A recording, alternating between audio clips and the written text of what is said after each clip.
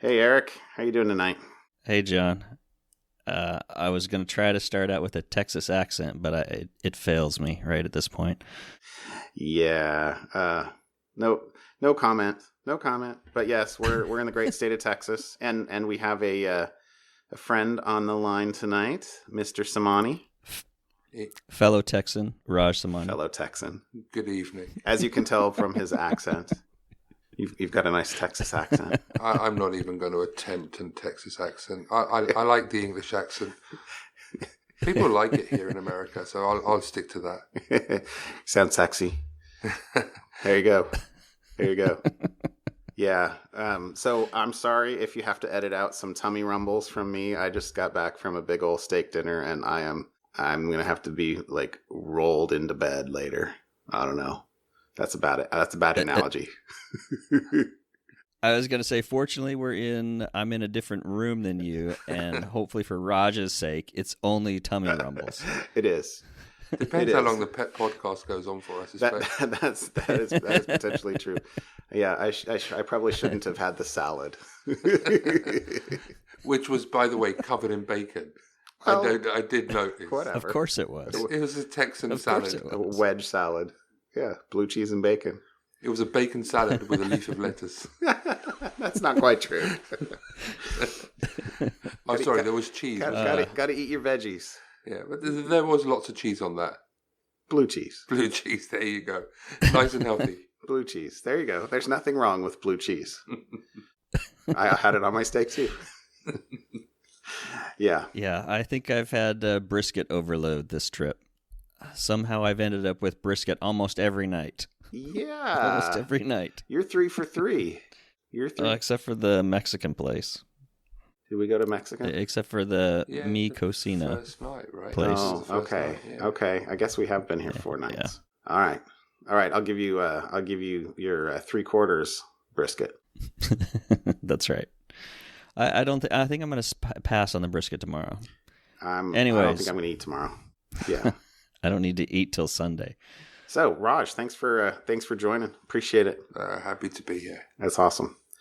So I threw one little piece in for follow-up this week, which isn't exactly follow-up, but it was, we were talking something about, well, we've had the exposures of the week for the last few weeks, but this is a fun trick you can play with your iPhone if you're an iPhone user, because you can say, "Hey, friend in the phone box, show me my passwords," and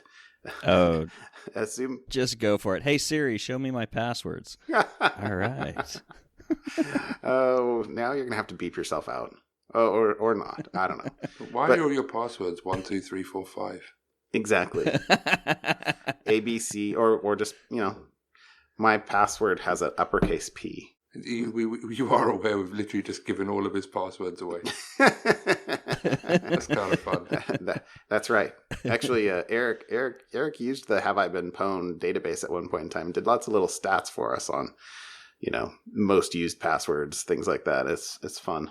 But yeah, you can basically say that. And the funny thing is that,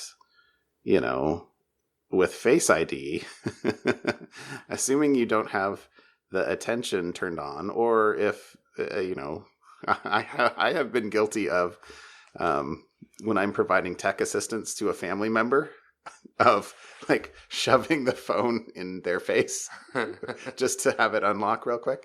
But yeah, if somebody else could say, "Hey dingus, show me your passwords," and unlock it with a Face ID or a fingerprint for those that have fingerprint readers on them still, and it will obligingly pull up all of the stored passwords in Safari. I'm sure it's a feature. Well, to be fair, you can also navigate directly to that page as well. As long as you have their face or their thumbprint, you can also manually navigate. It's not a magic page. It's a shortcut to pull up that page. It's an unnecessary page, I think, is what you're trying to say. It should be a little more difficult to get into. Because they make it really easy. I mean, to be fair, what they're trying to do is they're trying to increase the strength of people's passwords by automatically suggesting passwords for websites and any places, apps and things that are asking for passwords. It shouldn't be on plain text anywhere. The only place it should be on plain text is in a notebook in a safe. Mm-hmm. That's it. Or as a sticky note on my wife's computer. Those are the two safe places for passwords. I was going to say something about the websites, and I realized I don't know Eric well enough to comment on the type of websites that your wife is going to.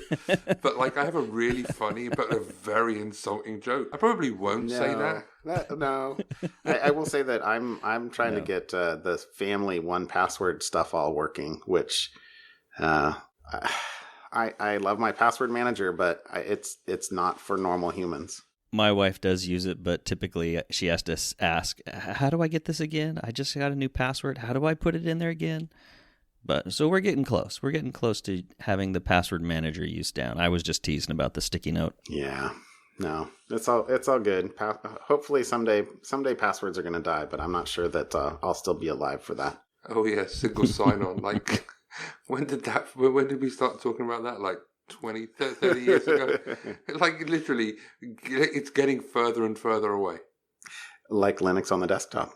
I remember, like, it was a study that said, and this was years ago, the average person has 18 passwords, and that was like 10 years ago.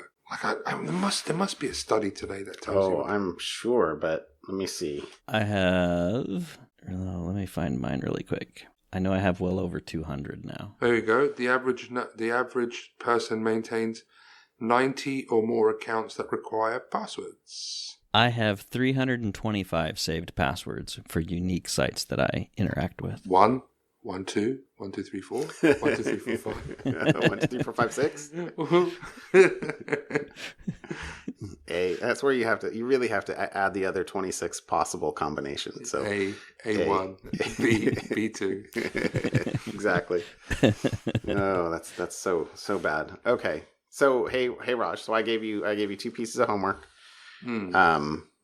For this, one of which is to bring a topic, and the second is to bring something fun. What do you want to talk about?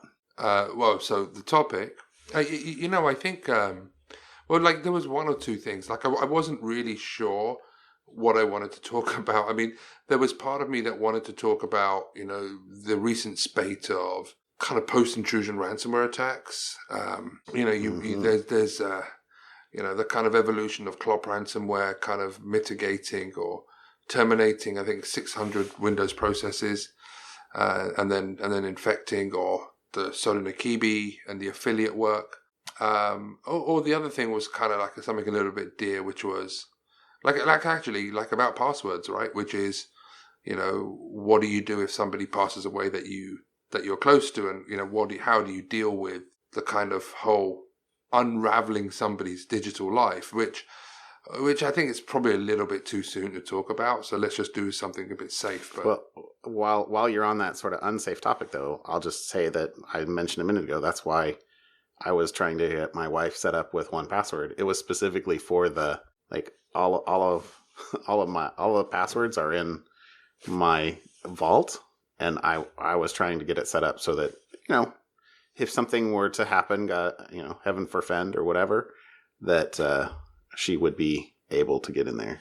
Yeah, but it's more than just, okay, well, look, I need to have passwords. It's like, like, for example, your broadband connection. Your broadband connection is with you and only you, and, like, you're the one that's going to have to renew that. And I just went through that recently where we got a letter in the post to somebody who just passed away, and it was like, well, your deal is coming to an end, and your broadband's going to be disconnected unless you re-sign up. And of course, like, you don't have the certificates, you don't have the probate, you don't have anything, and you're like, what do I do? How do I get access to this? And it's not okay. I guess we're going down this topic now, but it's like it's real life. It's really hard to deal with, and actually, you never really think about that, because you kind of think, well, okay, bank accounts, you think about pensions, you think about all of these other topics.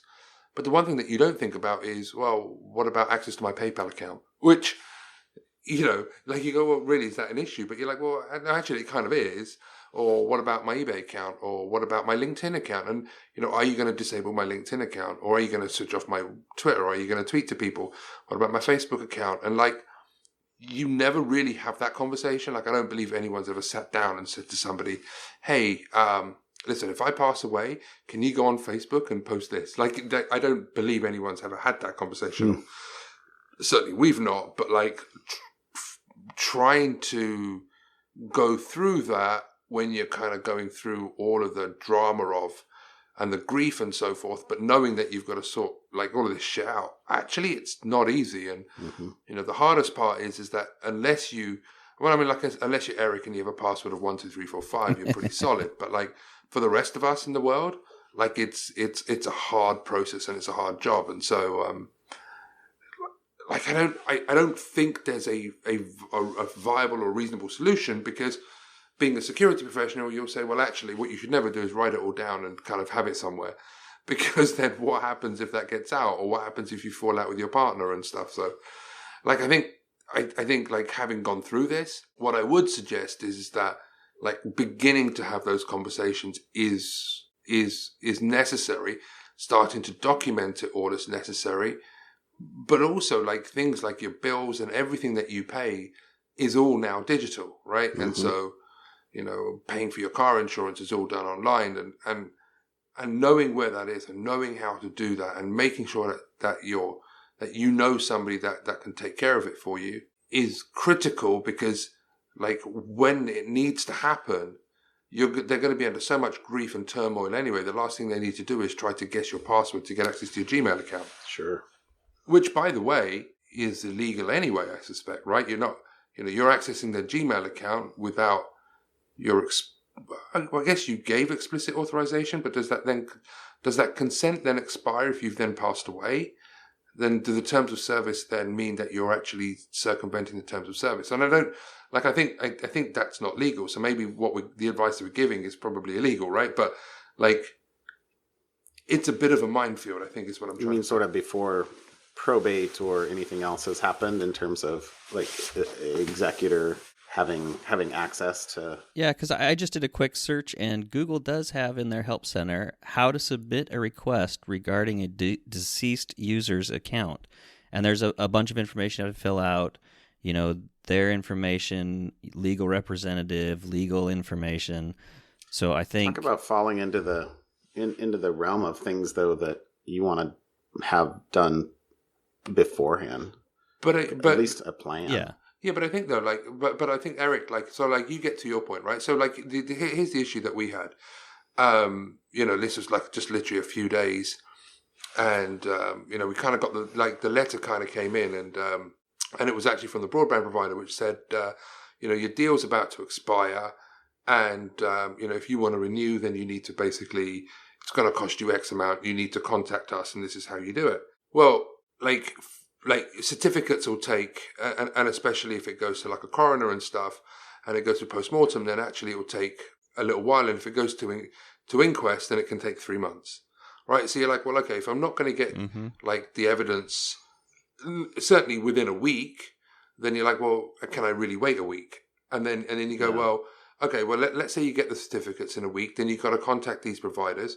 I mean, they'll take time, right? I don't know if you've ever had to phone up Google because there's been an issue, or you've ever phoned up these social media providers. Phone up Google is an oxymoron. Like, no. I've had to do that, by the way. Like, we had a family member had somebody that was writing malicious reviews about them, and so we had to go in, and they were making edits to their like, the information that when you type in Google, it's got your phone number, and so like somebody was making malicious edits, so I had to make the phone call. And so I've had to do that, by the way. So it is a lengthy process, but of course, like having to go through and gain access to an account isn't going to be immediate. And so if you need to access your access somebody's email address or access somebody's account to be able to renew their broadband, I mean, you can't do that because you're not them, which means you have to create a new account. So like, I guess what I'm trying to say is that like, I've had to go through this, and this is kind of what I do for a day job. I mean, not obviously accessing people's email accounts because that would be illegal, but, like cybersecurity, passwords and all that stuff. And I'm telling you, it is traumatic, like hugely traumatic. Especially in the moment. Well, yeah, I mean, I don't mean to sound sexist here, but like, like everyone kind of looks at you and goes, oh, well, you're the bloke, right? You're like, they look at me and they go, well, you're the guy. Yeah, you'll just deal with all of that stuff. You're just doing all of that stuff. So you kind of go, okay, fine, I'll take it on. But then it's like, well, what do I do? Do I gain access to their email account? If I gain access to their online email account as them, then technically that's breaking the terms of service. But then do I then renew the broadband? But if I renew the broadband, I phone them up and they say, are you the account holder? And you kind of go, well, yeah. But then you think, well, hang on. If I say yes, then the call's recorded. So then if something happens, then am I going to be held accountable? So then you go, well, or maybe I use the chat session. But then if they're going to ask me, am I the person? Then if you say yes, and like, honestly, it's like, it's so hard to go through this. And like, and people are probably listening to this thinking, well, this is probably not the most technical content we've had on this podcast. But like, I'm telling you, like, having gone through this, like, just start to think about mapping. Like Eric said, like, Eric's got 325 accounts, you know, and I don't want to kill you off, Eric, but like, you know, do you have a list of those websites that you access? Like, do any of those take a direct debit from your account? And if they do, have you documented them? Have you listed the passwords for them? And have you shared that with somebody? Should the worst thing ever happen? Like, should you eat too much brisket, for example, and not make it back? Right? Have you told somebody? And like I've never done that. I don't know if you've ever done that. That's what I was trying to do by setting up the 1Password shared vault. But you know, and I just looked at mine. By the way, Eric has 325. I have 187, which is like, what did you say the average? 90. 90. Yeah. Yeah. So we're both above average. That's awesome. That'd be a first. That'd be a first. Eric's abnormal? No. Eric's even better. Eric is extra special. But like, I never thought about this. I never ever thought about this, right? And like now, all of a sudden, I'm like, well, what do I do? Do I have a notebook in my safe? And do I tell everybody the podcast in my house there's a password and everything? No, I probably shouldn't do that. But like, you know, do I put that in the safety deposit box? Do I give it to my wife? Well, what if it's the two of us something happens to? Do I share it with somebody else? Then, you know, is there like an escrow capability where I can like give the keys to two different people? And then like, I don't know the answer to this because I don't think we ever talk about this, really. I don't think anybody really sits and talks about this. Well, and a physical thing of something like that will go stale, right? The first time you change a password after that. And, you know, not everybody is on board with Eric, you know, your appreciation of the NIST guidance to only change passwords when there's evidence of compromise. Well, and then what are you going to do then? Are you then going to go to the bank, then take this letter that you have or this writing and then rip it out? Like the whole thing is hard work. And there are things that I think that there are things that you can do, but not a normal human family. The worst part is, sounds like an interesting security topic to solve. But the worst part is, and I don't mean to sound morbid here, but the worst part is, this is something that every family at some point is going to have to deal with. Guaranteed. Right? You know, like Joe Black, right? Meet Joe Black. Death and taxes. X right? and taxes. Yeah, death and taxes. So like the one thing that we don't talk about because it's too morbid, it's a low-tech kind of discussion, but it's something that everybody has to face, and it's incredibly traumatic, but we don't think about it. Like, it's like, that just sounds ridiculous to me. And so like, having gone through that, I would encourage people to just start thinking about like mapping out the accounts you use and actually rationalizing the services that you have, because, you know, like making it easier for them. Like, do you need 90? Could I make do with 150? Yeah, can you make do with do I really need them? And like, I've kind of gone through this exercise now of like purging like everything that I don't need and don't use, like everything from like clothes and jeans and like even to like services, accounts, apps, the lot. Because like now I'm kind of like, well, I realized the complexity of somebody else's life and it made me reflect on the complexity that I have. And I was like, well, hang on, that's too much. So like now I'm kind of desimplifying it all. Not that I'm expecting something bad to happen, but just because I need to simplify it. does this service bring you joy? Do I really, really need this, right? And simple things like, well, okay, look, here's a little book. This is who our broadband is with. This is this is the telephone number for this is the service contracts we have with X. This is the accounts that you need. These are the direct debits that there are. These are the passwords there are. And like, once you start to do that, you kind of realize the kind of like the clutter we build up in our physical lives is almost kind of replicated with the clutter that we build up in our digital lives. Absolutely. Maybe even worse. But we don't think about, because you don't see it, right? Exactly. I mean, like, I have my documents folder is a complete mess, and I kind of went through like deleting stuff, and I'm like, well, actually, I don't need this. And like, if you remember the book Stephen Levy, Hackers, you remember like when he wrote about, the original kind of tech model rail club and stuff, they would have to develop things with like lines of code that were like maybe, about 50, 60, like tiny lines of code, and every single thing had a purpose. And like, we've kind of allowed this clutter to come in to permeate to every part of our lives, from our houses to our accounts to our mobile phones to the code that we write. And you kind of go, well, hang on, let me scale it back now. Do I need that? And so, yeah, I kind of realized I didn't expect to be talking about this tonight at all. Actually, to be blunt, like I wasn't even ready to talk about this shit. And I don't know why I kind of have. I think it might be like the beef sweats that we have. The beef and the late night. The late night, but I think it's an important message, and like, what I'm probably going to do is do like a blog at some point and just start to kind of map this out so people can understand it. But this is important advice, because if you don't do this, you're going to make your loved ones' lives harder at a time when they need simplicity. And I can't tell you the amount of anguish that they're going to go through, because you can't imagine how bad it is. But like, the last thing they need to do is try to figure out what your bloody Gmail password is so they can get into your account and pay a bill to allow them to be able to, I don't know, go online to the funeral directors to be able to, decide on the type of music that you're going to, like those types of questions. The last thing you want to be worrying about is, okay, what was their Gmail account? Oh, yeah. And like, that's a really very, very real scenario that's probably happening to people. Probably every day. Yeah. God, that's cheery. It's depressing, right? Yeah. All right. Thank you, Raj. Thank you for bringing us topic number 1. What to do in the event.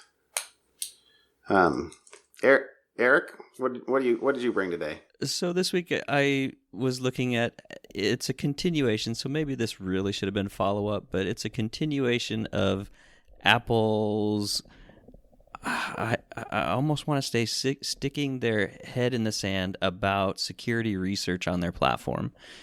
It's, a continuation of the lawsuit and the legal stuff going on against Corellium. Oh, Corellium? Who has made it available for security researchers, and then of course also technically then available for the bad guys to virtualize Apple's iOS software and start discovering bugs, start poking at it, figuring out what's going wrong with it, like security researchers do with anything. And now Apple is trying to push through the court system, saying that Corellium is infringing on Apple's copyrights because they're copying all the code without our express written consent.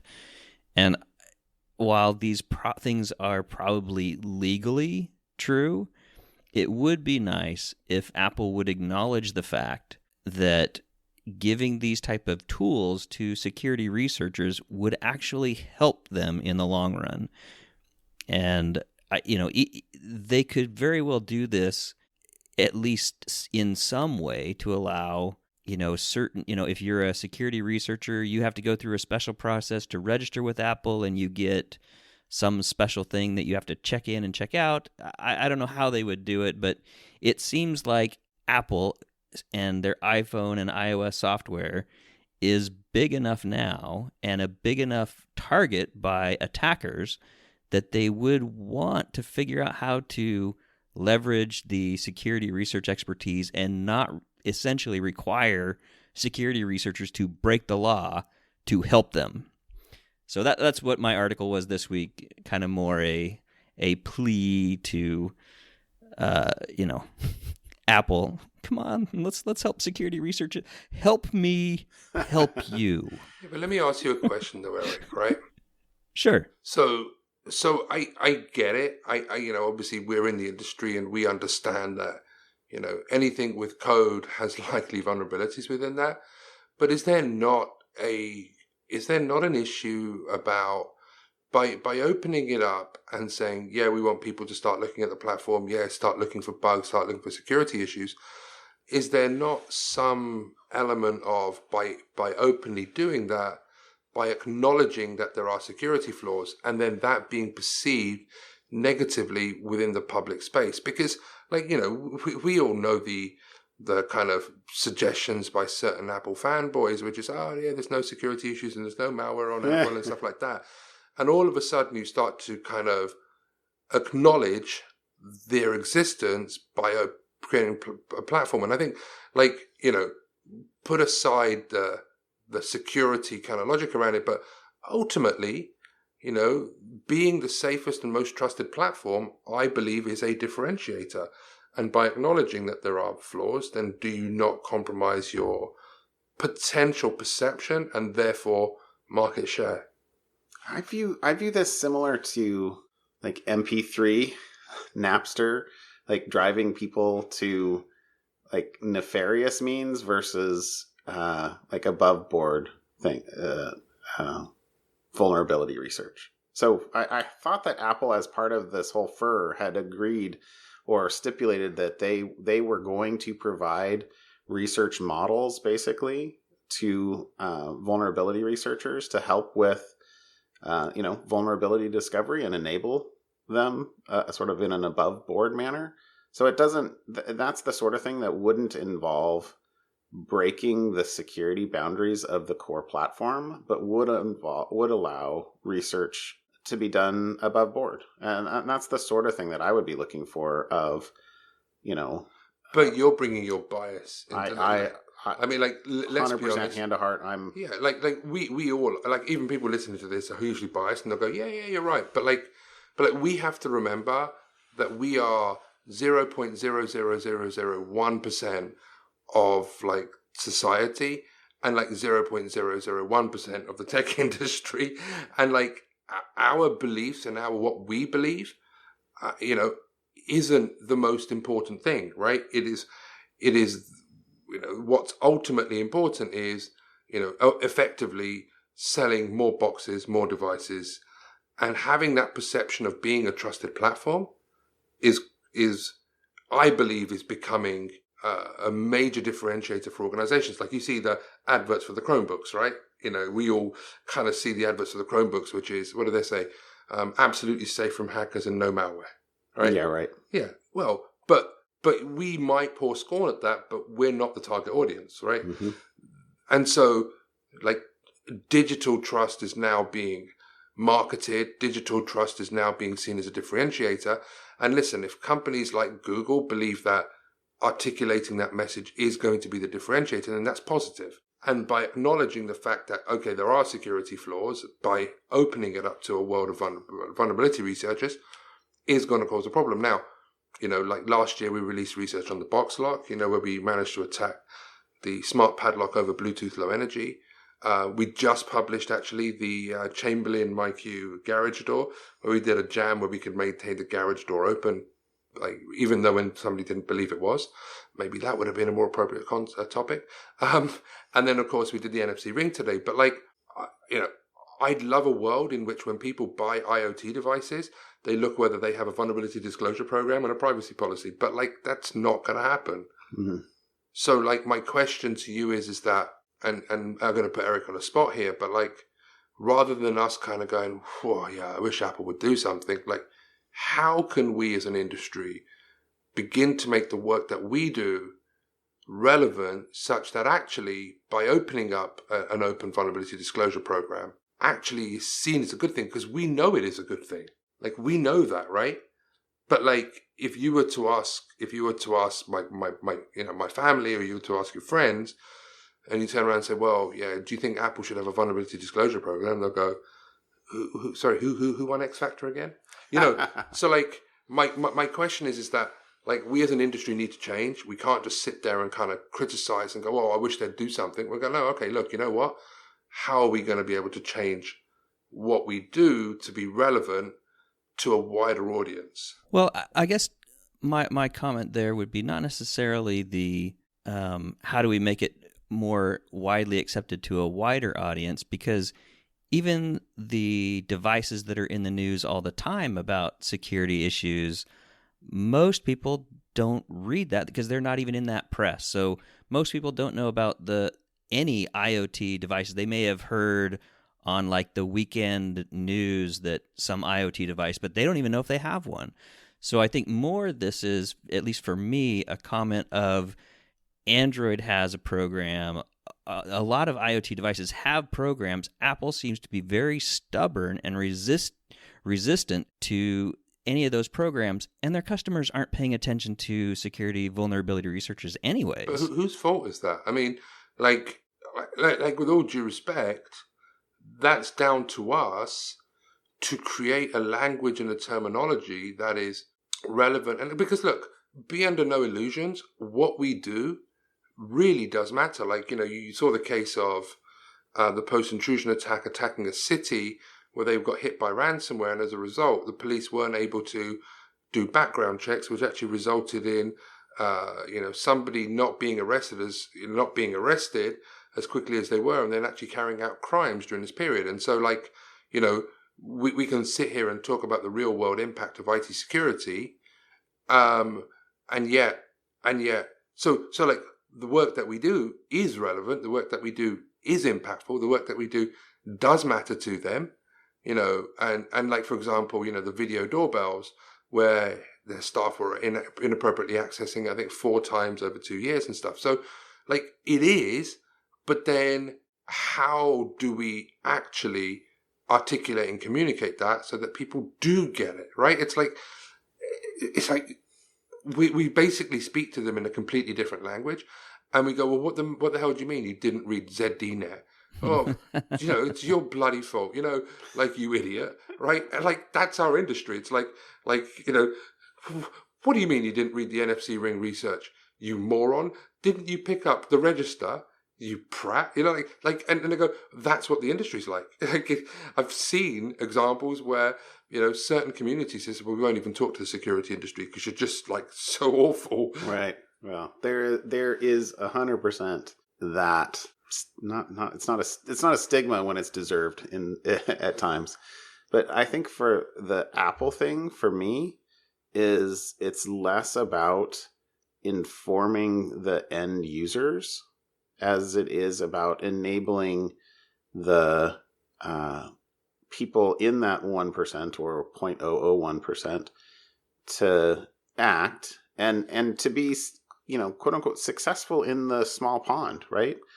Of where it's to everyone's benefit, but in particular Apple's benefit, to enable that for the quote unquote white hats. And I would say that has been demonstrated in the last, say, 6 months, because I mean, we talked about a few months back how, you know, Android vulnerabilities for the first time ever are now more valuable on the black market than iOS vulnerabilities, because iOS get it. For the last, you know. No, I listen, I agree, but I'm not the person that you need to convince. And totally. And neither are, you know, big tech vendors really, you know, the ones that you need to convince. We need the market to be able to say, well, actually, we want devices with better code, and we want you to have vulnerability disclosure programs, and we want you to have bug bounties, and we want you to do this because we want better code. But that's an incentive problem. But like I genuinely would like the market to dictate better products and more secure platforms. I think that will fundamentally change and shift what we do as an industry. But like, my point is that we're further away from that than we've ever been, because there's more devices, more platforms. You know, like, you go and buy an app on some of these app stores, like, all you do is get a star rating on what people thought of it, but nothing about, you know, the permissions for certain platforms. They don't tell you what they want access to. Exactly. So I guess my question is that how are we going to be able to change that? Because let's be honest, if you let the market just continue buying these insecure devices, they'll just continue to buy these insecure devices. And with all due respect, and I love the work of Zed Dina and Catalin and the rest of the team, or Lawrence Abrams at Bleeping Computer, did tremendous work. But like, my mum and dad wouldn't access that content. So like, how are we going to be able to bridge that gap? I think it is an incentive problem. And to a certain extent, the incentives from a customer, like an end user perspective in terms of cost, will likely never align with incentives of manufacturers to provide something at super low cost when there's, no ongoing revenue for that. Pay $35 for a light bulb and then that's it. Why would you? What's the incentive? And honestly, I'm sort of in alignment with Bruce Schneier's written a bunch of this, like a lot about this over the course of the last couple of years. Of there is a role for governments in this, for like mandating standards, or at least standard bodies. Yeah, tell me what you really think. This sigh says a lot. Look, we go around in this debate a lot, like things like, driving licenses for internet access. And, we in the UK, we have the kite mark, which is like a picture of a little kite, which is like a British standard. So if you're buying like toys for your children, it's been tested and it kind of indicates that it's a safe product to use. But my concern has always been like having a safe standard around a digital device is difficult, because we know that, you could stamp it and say it's absolutely okay, it's gone through code review, and all of a sudden, like 6 months later, there's a major vulnerability and a major flaw, and they may not patch it, but you still go to the shop and buy it and it's still got the stamp. And I think like that's the problem with using common analogies between physical and digital, is that in some cases they just don't translate. And I think in this space, they don't translate. But like, and we've done this in the UK. We've had the code of practice. In California, for example, I think in 2021, you've got the requirement for IoT vendors to have. I was going to bring that up. Right, yeah. So that there are changes that are occurring, but like, it's a fragmented society. So like me in the UK may not have the same level of due diligence taken by an IoT vendor than you, for example, in California. And therefore, that's why I said like having the market to change it means that everybody will do it. And wouldn't it be great if we lived in a world in which people said, my product's the most secure and here's why, and my product's the most secure. Although we will have certain charlatans who will say unbreakable and 100% hacker safe, and I think we have that today, right? In some places, we've had a couple of those conversations on the podcast over the last 100 episodes. Yeah, but to me, that's like, I'd love to get into a scenario which is like, like even when we look at the Chromebook stuff and say 100% safe from hackers. I mean, I'm like, great, I love it. I mean, you raise your eyebrows at me, but I think it's tremendous that at the very least we have major firms using trust and safety as their key selling point. As a selling point. And that's positive. That is really positive. Whether you agree with it or not, like that says to me the market does want safer devices. It's a nice validation point.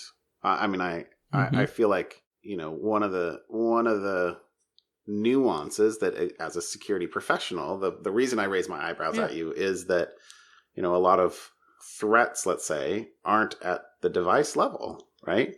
Phishing is something that is regardless of whether you're accessing it on your phone, a Chromebook, or a PC or Mac.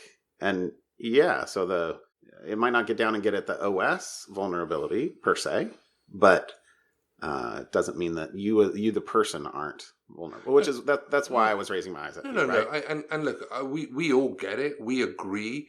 What was it Dan Brown said? Like, everything is possible. The impossible just takes longer, right? So like I agree, right? Everything in some way, shape, or form has a vulnerability. It's just a case of time, right? So when we did the it was the Chamberlain, the garage door that we just released at CES this week.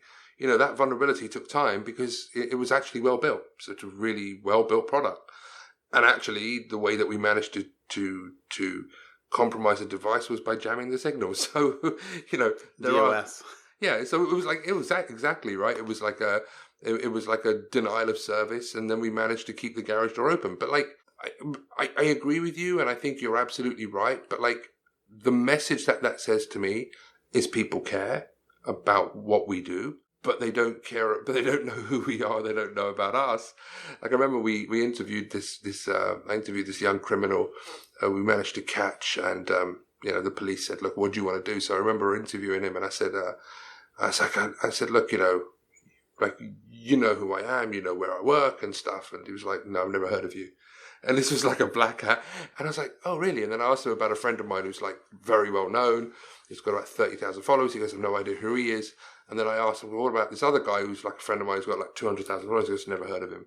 And so like, we think what we do is in the public domain. Listen, some of the black hats don't even know about us. Mind you, this was like a script kiddie, right? But I'd love to get to a scenario in which we can translate what we do to people out there, and then they can begin to then ask the question. And to be blunt, talking about APT 28 and talking about APT 31 and Shamoon, which is very, very timely, by the way, in terms of everything that's going on, isn't going to achieve that. Correct. I think we brought 2 topics today. I think that was good. I think we should move to something fun. Oh yeah, okay. I've got this. This is brilliant, right? Okay, you're gonna go first. All right, yeah. So why can't you trust atoms? Oh, because they make up everything. So I know the answer to that question because my wife has that T-shirt. That's why I gave you that look. I'm like, dude, I love that joke. I love that joke. It's literally the best joke. I love that joke. Okay, that's good. That's a good one. Should I tell Steve's joke? Oh, go on. Okay, so this is a quantum computing joke. So physicist is in the car, heading home, thinking about a hard problem. Gets pulled over by a cop. Cop comes up to the window, rap, roll down the window. "Sir, do you know how fast you were going?" Physicist says, "No, but I know where I am." Ba-dum-bum. Okay, there you go. Okay, so the joke and so hey Eric, what'd you get us? So my something fun was the website Undocumented Admin, undocumentedadm.in. I saw this week. And it's kind of just a joke site. I'll just read through it because it's just kind of funny. Are you in IT security yet not allowed to patch vulnerable systems? Do you have 5 bosses, each of which must approve the changes? Enter Undocumented Admin, friendly white hat hackers who gently access your vulnerable systems and patch them for you. Need to make it look realistic? We'll leave dummy backdoors. Forensics will think we just patched to secure our access. Why should you trust Undocumented Admin? Well, would you rather have some black hat do it first? And then some... Then here's how you get started with them. Get started fixing your vuln problems now. Step 1, just submit your vulnerable IPs, ports, subdomains, URLs with the exact OS and software versions. We'll do the rest. Step 2, does the buggy software run with reduced privileges? Leave the admin password. You can thank us later. Need a privilege escalation fixed? Instead of a remote code execution, we'll send you a macro doc. Keep clicking OK on all those dialogues and don't worry about a thing. So it's just a funny little website. That's really all it is. Is that a honeypot? I mean, it is not. Would you classify that as a honeypot? I mean, it's not because it tells you what it is. It's like it's a sarcasm pot. It's satire. I think it's satire. It is satire. Yeah, it's satire pot. I have to presume it's satire. I have to hope it's You'd satire. have to, but yeah. Anyway, that's it. I thought it was that's funny. That's a good one, Eric. That's a my good something one. fun. Yeah, maybe don't put your admin password 12345 in there. That's only for his 5th website, though. That's true. Dang it! Now I have to change that password. That's going to be a long night. We'll send you some brisket. You can. All right. So my something fun this week is a YouTube video. Surprise. Surprise. Yeah, I know. I've been watching a lot of YouTube, as you all know. But this YouTube video is, will a 1986 20 megabyte, let's first say $3,000 20 megabyte, and I did say megabyte hard drive that used to attach to IDE? No, this is SCSI 1. Oh, is it SCSI? SCSI 1. This is a SCSI 1 hard drive. Will it attach to an iPhone and load up into the Files app? Do you know, I've not heard the word SCSI or the term SCSI. It must be for like 20 years, maybe? It's been a while. So, in the video, if you watch it, he does have to pull out a SCSI Terminator. Oh, do you remember Terminators? I do remember that. So I mean, obviously, hint, it works. But like SCSI was the in thing. Like I remember when it came out, it was like what was the you remember you had the zip drive and then you had the other drive. Jazz. The Jazz drive. Now the zip drive was 120 meg, was it? Yeah, that sounds right. Jazz. It was like 100 megabytes. Yeah, it was and something the like Jazz that. drive was like the beefy one, right? The expensive one. Yeah, zip was 100 megabytes. Jazz was like 500. 500. Yeah. I don't remember. I could never afford a Jazz drive. No, but just FYI, this guy, this is like the coup de grace. His lead up, like the band that played before the title band was hooking up an orb and a Jazz drive, which frankly, the fact that you don't want to hear this, but because you're talking about getting rid of crap and stuff like that. I literally threw out my zip drive. Was it the blue? It's a blue one, wasn't it? It was a blue one. Yeah. Less than a year ago. As I was cleaning out some stuff, and I was like, I'm never gonna. Yeah. What am I holding? Anyway, you got to go watch this video because yes, hint, it actually works. But he has a he basically has an adapter that goes USB to SCSI and then USB-C. It's basically an adapter chain, but that works. That he winds up having to go with a SCSI 2 because remember SCSI 2 did not require termination, but you could do a SCSI 2 to SCSI 1 adapter that he has to use. So it's but I don't believe in the history of computing anybody has a USB-C to a SCSI 2 adapter. He has one in here. That is just nuts. Yes. Like, there's literally no applicability for that anyway, other than a YouTube video. Hi, you know what? You know that there are geeks in every vertical. All right, so I want you all to tweet photos at Raj _Samani and at Mostly Security of like your SCSI to USB-C. Didn't I say USB-C? Which is what this is the new iPhone, right? USB-C. Yeah, that's right. Yeah, no, it's not USB-C, is it? No, to the Lightning adapter. No, it's a Lightning adapter. So yeah, no, I got it wrong. Yeah, Lightning adapter to SCSI. So it's Lightning to USB, USB to SCSI. SCSI 1 to or SCSI 2 to SCSI 1, and there might be something else in between the USB to SCSI 2. So Lightning to USB is standard. Yeah, right. Yeah, no problem. But USB to SCSI, yeah, I guess so. So, but anyway, this is my something fun because hello. But that's female USB, and right? But hold on. Oh, sorry. There was one other cool thing in this because he pulls out a micro SD card and says, so this SD card is 1 terabyte.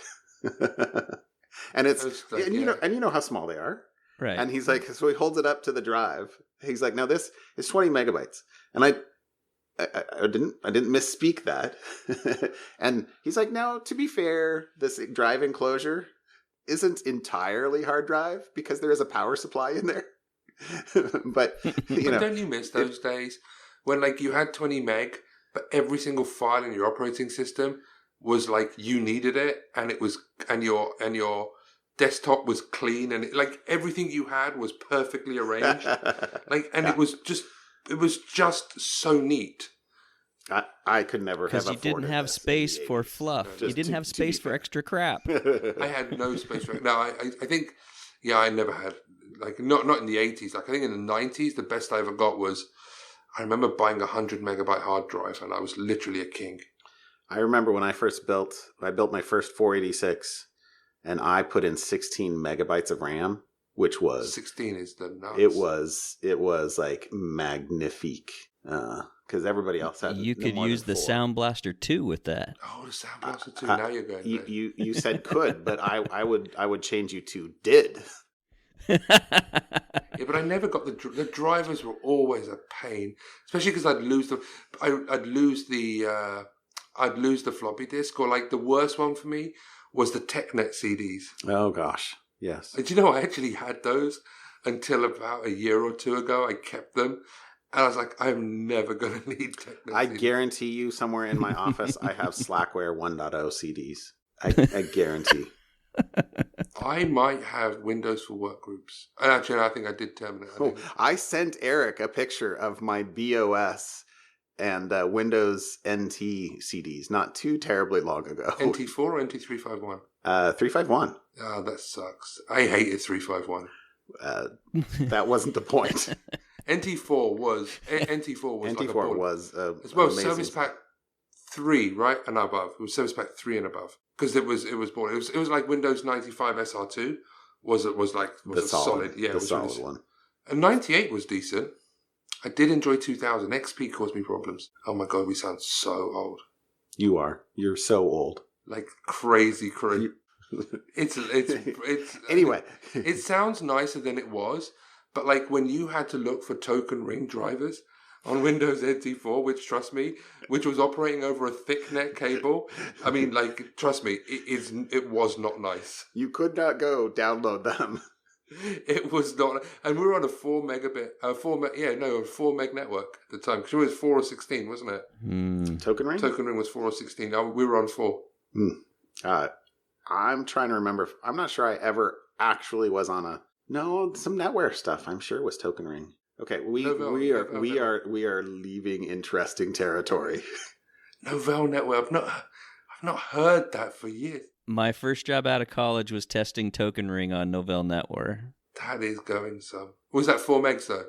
Oh, you probably went 16, I guess. I don't remember, but yeah, fun stuff. Okay, I think we've reached the bottom of the well, but.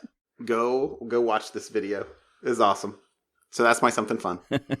Thank you for that. Well done. Okay, you're welcome. Thanks for joining us, Raj. This was awesome. Really appreciate it. Hey, my pleasure. I think it's time for bed. Well, I'll go back to my hotel and then you can say that. To yourself. Eric, cut that out. I need to hang up before I hear anything more. All right. Night, guys. Good night.